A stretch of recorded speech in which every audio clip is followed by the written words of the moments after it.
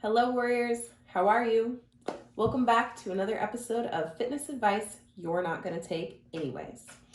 On this episode, we're going to talk about overcoming a plateau. This was a request, which is a great one. This is actually something I get asked pretty often. How do I overcome a plateau?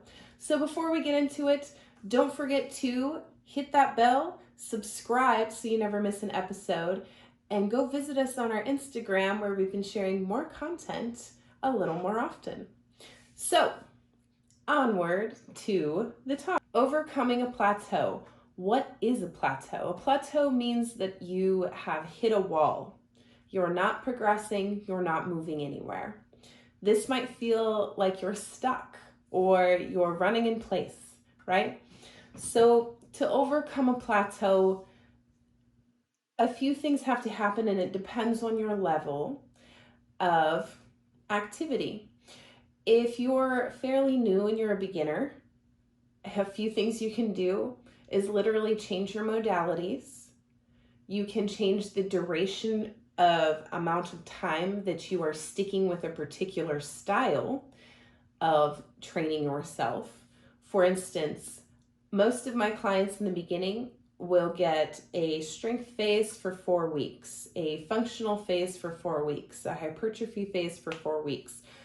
We go through different phases. As they progress and the muscle develops and defines, we're going to shorten those phases because the body needs more adaptation. It needs to be shocked in order to get that adaptation to happen. If you're a beginner, those two things are going to be the biggest help for you, or to give yourself a nice finisher that is going to stress your CNS, your central nervous system, with something that you are not used to. An example of that would be doing a leg press coupled with jump squats. That's pretty intense at the end. Now, if I were doing this, my jump squats would come after I've done all of my sets of leg press, and it would be pretty high volume. Maybe something to failure where you just leave a few in the tank, right? So this stresses the muscle, stresses the body, and you're gonna also create more force generated from more muscle fibers being recruited as you do this as well, which is where we get change. If you're intermediate, the biggest thing you can do, again, is shorten that duration of style that you're doing. Maybe it's time for you to move on to a high volume phase or known as a conditioning phase in bodybuilding, where your weight is a little bit lower and your reps are incredibly high. If you've been stuck in a strength phase for a long time, it might be time to take a little bit of a deload week and lower your percentages, lower your weight, give your body a little bit of rest. Remember, rest equals progress as well. So it's really important to find that balance in there as well. If you're constantly deadlifting, squatting, and benching and just doing the big three, it might be time to throw in a few other variations of these movements. If there's something that you love to do, change the modality. Instead of constantly using a barbell, maybe go use some cables. Remember that most of our exercises that we do are really just variations of those three right there. So as long as you can hit different angles, use different tempos, this is going to help your body overcome that plateau.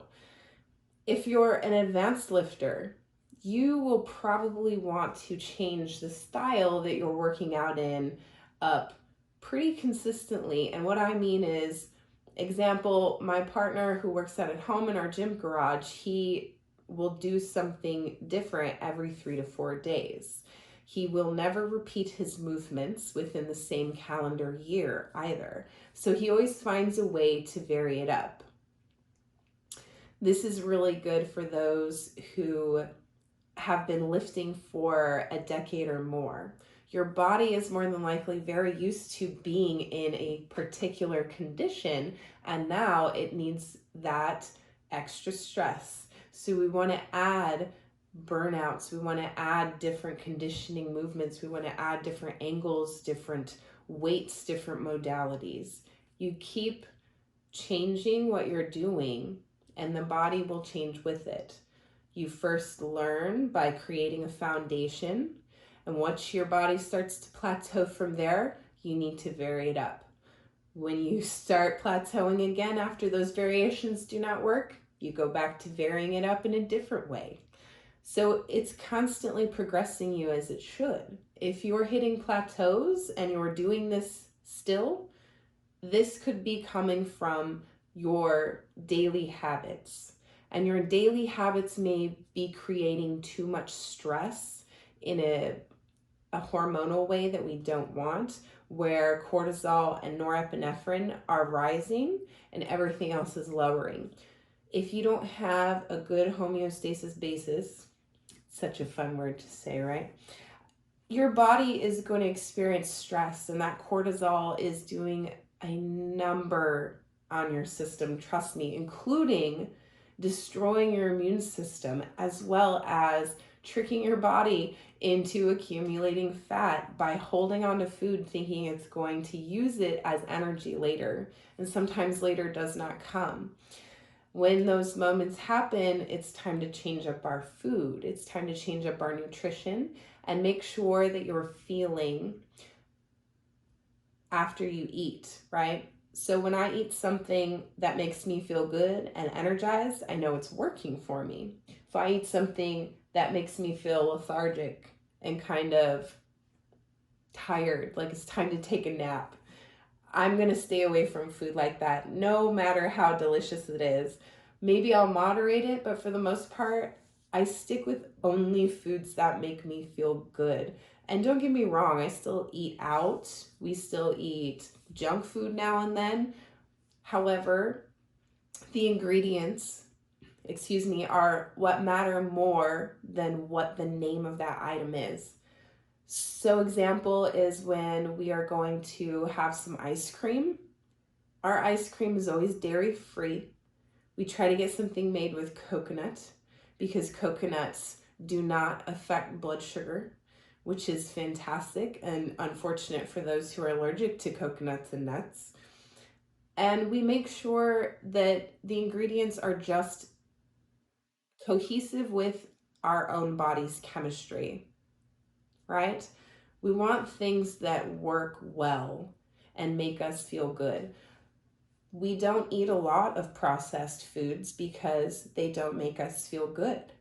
And so we tend to make our own foods at home, which is why if I go out to eat anything, it's probably going to be sushi. Sushi is a very, very pure thing in raw form, which is wonderful. It's also one of the only meats I can eat. So I tend to enjoy that when I go out versus going out for burger and fries or going out just for dessert and drinks.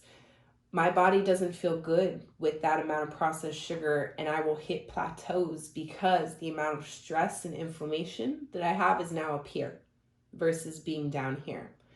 So there are a lot of factors that can play into hitting a plateau, and many come from the fitness side, and many will also come from our daily habits, including how we're eating. Few things to think about there. I hope anything in this video has helped you today. And if you have a topic you'd like us to discuss, don't forget to leave it in the comments below.